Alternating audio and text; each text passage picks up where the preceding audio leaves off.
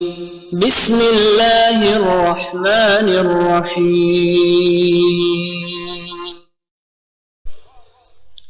लेकिन अगर अदब नहीं है, मैं इससे भी आगे बढ़ूं, इमाम सादिक फरमाते हैं अगर किसी इंसान के दिल में दुश्मन ज़हरा और कातिल ज़हरा के लिए जर्रा बराबर नरमी है कि शायद खुदा मुआफ कर दे, तो कुछ भी हो जाए वो कभी हमारी शिफात का मुस्तहक नहीं बन सकता। मेरे अजीजो, अदब फातिमा, तो कैसे अर्ज करूं कितना गुस्ताख था वो मुसलमान, जिस बीबी के वसीले से और जिस बीबी की तकरीम करके दुनिया और आखिरत ले सकता था, चंद दिनों की हुकूमत के लिए उसी फातिमा ज़हरा के दरवाजे पर आ गए। इमाम हसन से भी तो हुकूमत तलब की गई थी, दे दी थी, क्या हुकूमत की बात है, अगर आते बात करते। लेकिन जो अंदाज इख्तियार किया गया,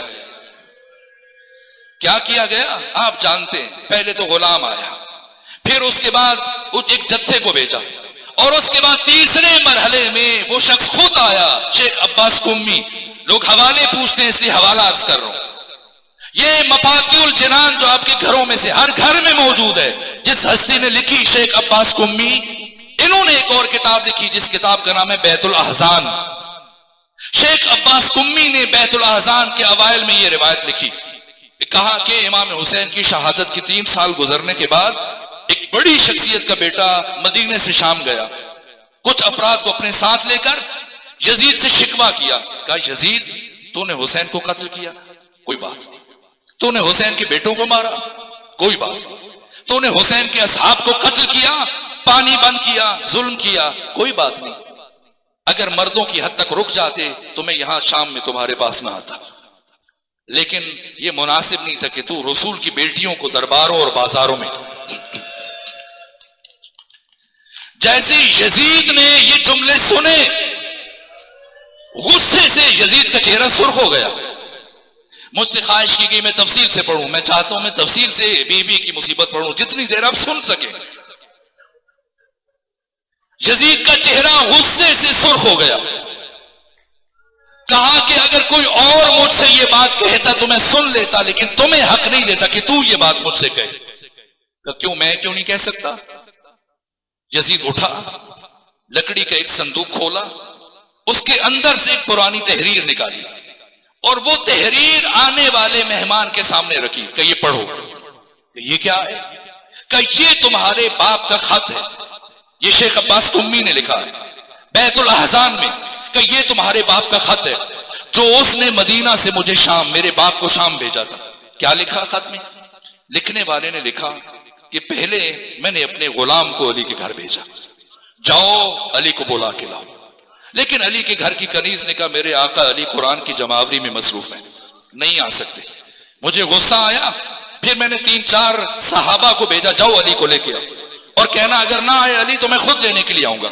दूसरी मर्तबा अली की जोजा फातिमा ज़हरा दरवाजे पर आई और मेरे लिए पैगाम भेजा, फलां से कहो जब हुकूमत हम अहले बैत से छीन लिए, अब क्या चाहते हो, अगर ये चाह रहे हो कि अली भी मस्जिद में आके तुम्हारी बैत करे तो सुन लो, कभी अली फातिमा की जिंदगी में मस्जिद नहीं आएंगे। जब दूसरी मर्तबा भी मेरे भेजे हुए अफराद वापस आए तो मैंने 50 अफराद को अपने साथ शामिल किया। हमने लकड़ियां उठाई, डंडे उठाए, जलाने का सामान उठाया, तलवारें उठाई। हम 50 अफराद अली इब्न अबी तालिब के घर की तरफ चल पड़े और मैंने कुनफुस से कहा, कुनफुस अब जाओ अली के घर पे दरवाजे पे दस्तक दो।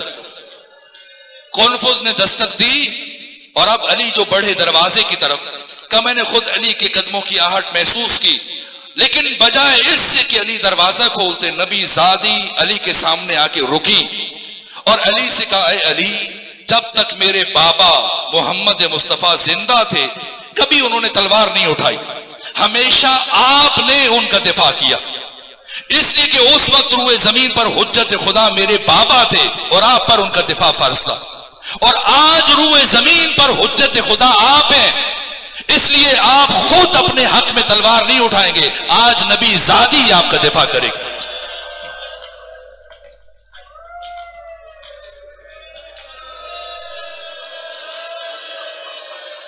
अली ने फरमाया कैसे नबी ज़ादी मुनासिब समझती। अब नबी ज़ादी दरवाजे पर आई और कहा, ए फलां, जब हुकूमत ले ली तो क्या चाहते हो? कहा, अली को बाहर भेजो। खत लिखने वाले ने लिखा, अली को बाहर भेजे वरना हम इस दरवाजे को जला देंगे। कब फातिमा ज़हरा के दरवाजे को जलाओगे, जहां तुम्हारा नबी खड़े होकर कुरान पढ़ता था, दुरूद पढ़ता था, सलाम पढ़ता था, इजाजत लेके अंदर आता था, इस दरवाजे को जलाओगे? कहां जलाएंगे? जलाएंगे और परवाह नहीं करेंगे। यहां तक कि किसी के इशारे से लिखने वाले ने लिखा, मेरे कहने पर कुनफुज आगे बढ़ा, दर फातिमा को आग लगाई। मुश्किल मरहला, लेकिन मैं चाहता हूं जरा तफसील से पढ़ूं। आग लगाई, दरवाजा जलने लगा। लिखने वाले ने लिखा, मैं गुस्से में इतना बिफरा हुआ था कि मैंने दरवाजा जलने का इंतजार नहीं किया, बल्कि जलते हुए दरवाजे को ठोकरें मारना शुरू कर दी। अब उठाएं ज़ियारत नाहिया, क्या जुमले हैं इमाम ज़माना के। कुछ देर के बाद इन ठोकरों के नतीजे में वो दरवाजा गिरा, लेकिन अहले मुल्तान अपने दिलों पर हाथ रख के मुझे बताना, क्या वो दरवाजा जमीन पर गिरा? काश जमीन पर गिर गया होता, लेकिन मैं कैसे अर्ज करूं, फातिमा ज़हरा के आखिरी फरजंद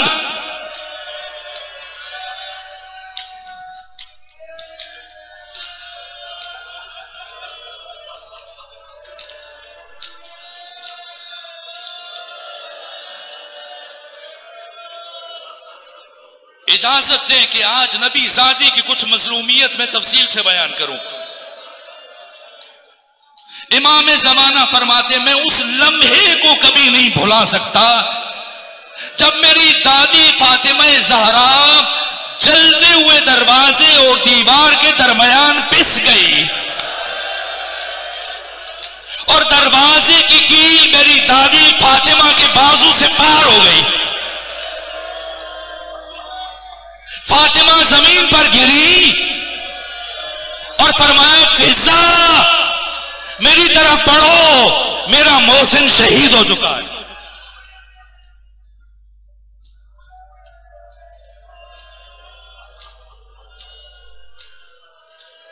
और फिर कुछ लम्हों के बाद इन 50 में से 11 अफराद इसी दरवाजे को रौंदते हुए अली के घर में दाखिल हुए।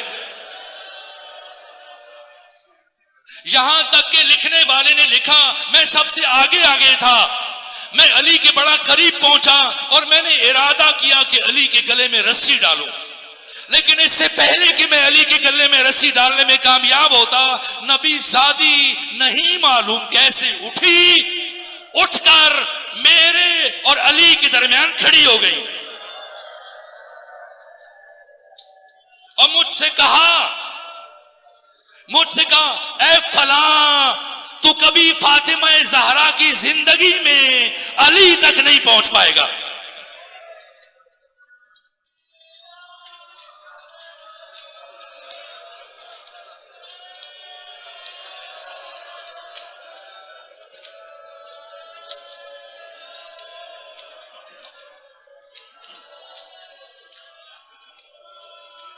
कभी मेरी जिंदगी, कभी फातिमा की जिंदगी में अली तक नहीं पहुंच पाएगा।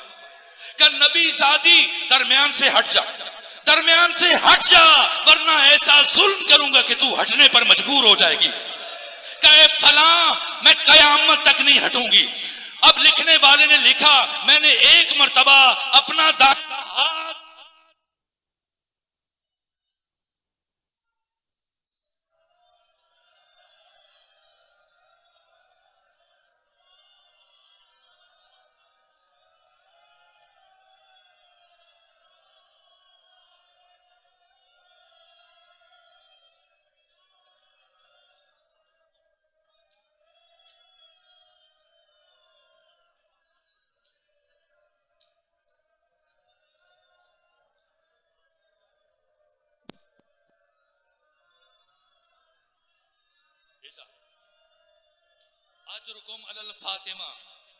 अजरुकुम अलल फातिमा ज़हरा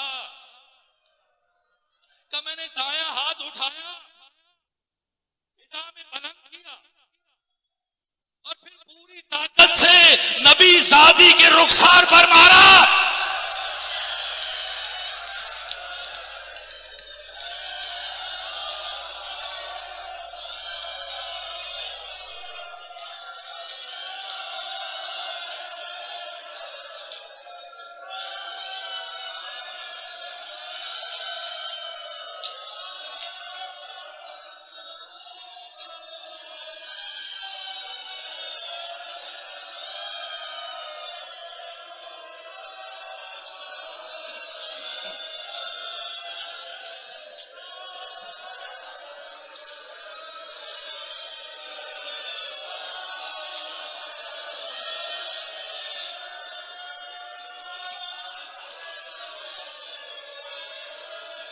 सुने सुने मेरे अजीजों, करबला की पहली शहीदा ने क्या किया।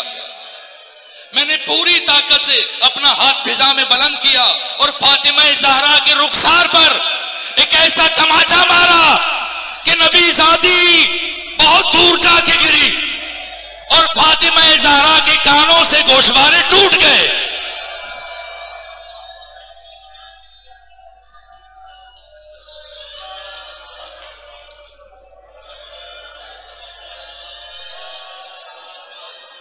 मैं शर्मिंदा हूं, मैं शर्मिंदा हूं, शर्मिंदा हूं, शर्मिंदा हूं। मैं ज्यादा मसाइब नहीं पढ़ता, मुझसे तहम्मुल नहीं होता मोमिन को ज्यादा देर तक जहमत दूं, तकलीफ में रखूं, गिरिया करे। लेकिन आज इजाजत दे कुछ जुमले और अर्ज कर दूं। यहां तक कि फातिमा ज़हरा गिरी, दुश्मन ने अली के गले में रस्सी डाली और अली को खींचना शुरू किया और अभी अली के घर से बाहर निकले। अब सुने, इस सारे वाक़े में वो पहला शख्स मदीने के अंदर मौजूद नहीं था, बाहर था। जब वापस आया दूसरे से पूछा, कहा मैंने सुना है तूने नबी ज़ादी के दरवाजे पर आग लगाई। मैंने सुना है नबी ज़ादी ने बड़ी मुकावमत दिखाई। मैंने सुना है नबी ज़ादी अली का दामन नहीं छोड़ रही थी। कब बता कैसे छुड़वाया, कैसे छुड़वाया। अब खत लिखने वाले ने क्या लिखा, पहले को बताया कि सुनो, जब अली के गले में रस्सी डाली तो फातिमा ज़हरा ने अपना हाथ अली के दामन में डाल दिया। हमने फिर अली को खींचा, हमने सोचा फातिमा खातून है, जख्मी है, जरा जोर से अली को खींचेंगे तो नबी ज़ादी का हाथ छूट जाएगा। लेकिन इतनी मजबूती से नबी ज़ादी ने अली के दामन को थाम रखा था। जैसे जैसे हम अली को खींच रहे थे, नबी ज़ादी अली के साथ खींचती चली जा रही थी।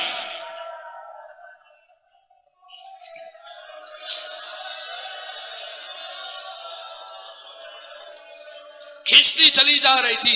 का फिर बता कैसे छुड़वाया, कैसे छुड़वाया। का बस छुड़वा लिया, छुड़वा लिया। ना मुझे बता तूने कैसे छुड़वाया। कहा मैंने अच्छे से समझ लिया कि फातिमा ज़हरा ने जिस मजबूती से अली के दामन को थामा है, ये बीबी कयामत तक अली को नहीं छोड़ेगी। कहा मैंने अली का दामन छुड़वाने के लिए दाएं बाएं देखना शुरू किया। मेरे करीब कुनफुस खड़ा था, उसकी कमरबंद में ताजियाना था। मैं आगे बढ़ा,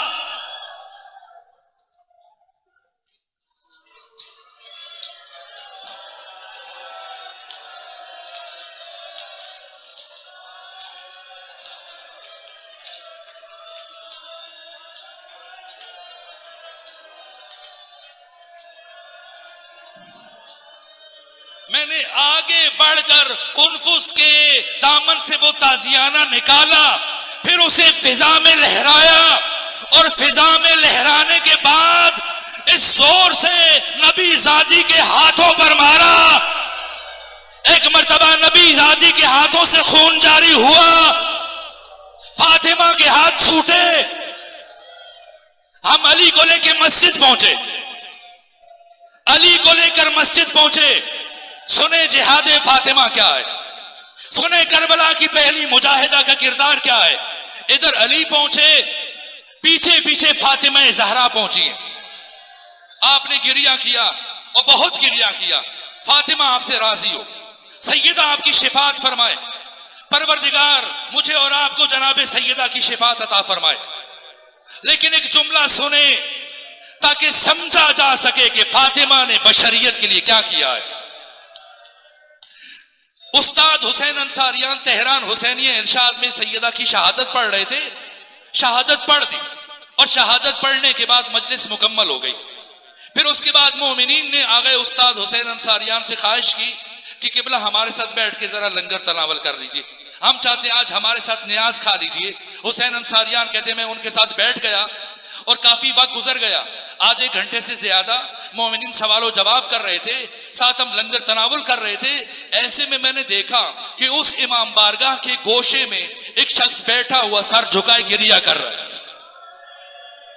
यहां तक कि मैं अपने साथियों से सलाम करके उठा, चलता हुआ उस फर्द के पास पहुंचा और उसके पास जाके मैंने पूछा, बता मैंने आज फातिमा के बड़े मसाइब पढ़े, मैंने सैयदा की बड़ी मुसीबतें पढ़ी, कौन सी मुसीबत है तो तुझे अब तक रुला रही है? तो उसने कहा शायद आप नहीं जानते, ऐ हुसैन अंसारियान मैं हड्डियों का डॉक्टर हूं। उस्ताद मैं हड्डियों का डॉक्टर हूं, आज आपने बताया फातिमा ज़हरा की पसलियां टूट गई। ऐ हुसैन अंसारियान मैं जानता हूं अगर किसी की एक पसली टूट जाए उसके लिए सांस लेना मुश्किल हो जाता है। मैं ये सोच रहा हूं कि फातिमा ज़हरा इन टूटी हुई पसलियों के साथ 75 या 95 दिन कैसे जिंदा रही। अब अगर ये बात पहुंची है तो सुनो, फिर फातिमा ज़हरा को सलाम करना, फिर करबला की पहली शहीदा को सलाम करना। जिस हालत में एक इंसान के लिए सांस लेना मुश्किल है, इस हालत में फातिमा ज़हरा ने घर से मस्जिद का सफर शुरू किया। कभी उठती हैं, कभी जमीन पर बैठ जाती हैं, फिजा का सहारा लेती हैं, कभी दीवार का सहारा लेती हैं। अरे क्या हो गया? फातिमा ज़हरा इस हालत में मस्जिद क्यों जा रही है? अब सुने, जब फातिमा ज़हरा मस्जिद पहुंची क्या हाल है? अली इब्न अबी तालिब के गले में रस्सी है, कुछ अफराद कुर्सियों पर बैठे हैं, कुछ खड़े हैं, अली जमीन पर बैठे, एक शख्स के हाथ में तलवार है, अली से मुतालिबा कर रहे, अली बैत करो वरना कत्ल कर दूंगा। अली फरमाने कयामत तक तुम्हारी बैत नहीं करूंगा। ऐसे में नबी ज़ादी पहुंची। क्यों इस हाल में फातिमा ज़हरा पहुंची? पहचाने मुहाफिजा विलायत को, पहचानिए मुहाफिजा विलायत को। फातिमा जानती थी अली कयामत तक बैत नहीं करेंगे और अगर अली बैत नहीं करेंगे अली को शहीद कर दिया जाएगा। अली की जिंदगी को बचाने के लिए, इमाम और वली खुदा की हयात को बचाने के लिए इस हाल में फातिमा ज़हरा मस्जिद पहुंची।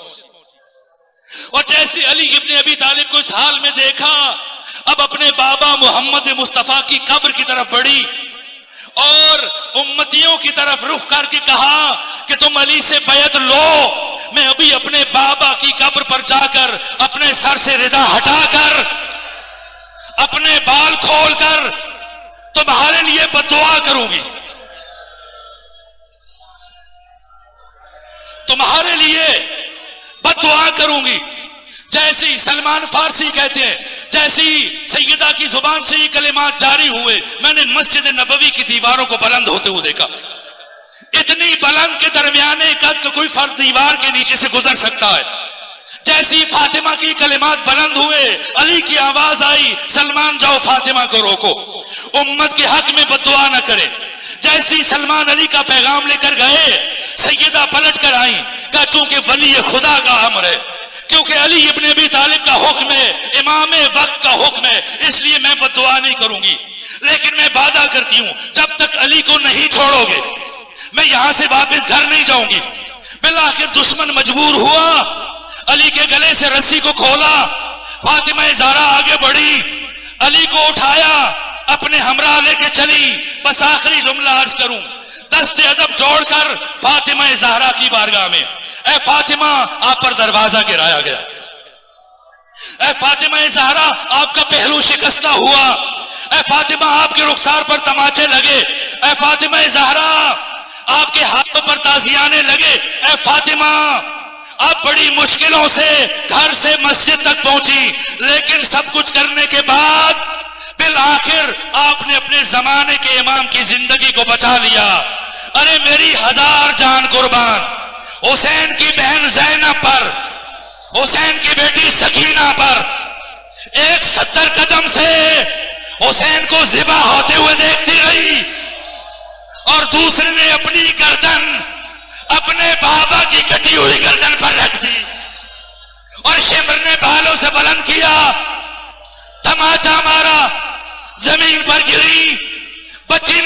छोड़ दिए, जितना जी चाहता है मुझे मार दे, मेरे बाबा